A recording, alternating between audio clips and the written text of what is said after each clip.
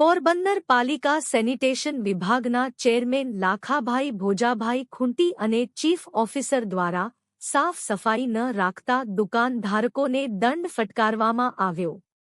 પોરબંદર છાયા નગરપાલિકા દ્વારા જુદા જુદા વિસ્તારમાં રાત્રિ સફાઈ કરવામાં આવતી હોય છે, જેમાં જુદા જુદા દુકાનધારકો, લારી માલિકો તથા અન્ય વેપાર કરતા ઘંઘારથી દ્વારા સાફ સફાઈ ન રાખતા 5 થી 7 દુકાનધારકને દંડ ફટકારવામાં આવેલ.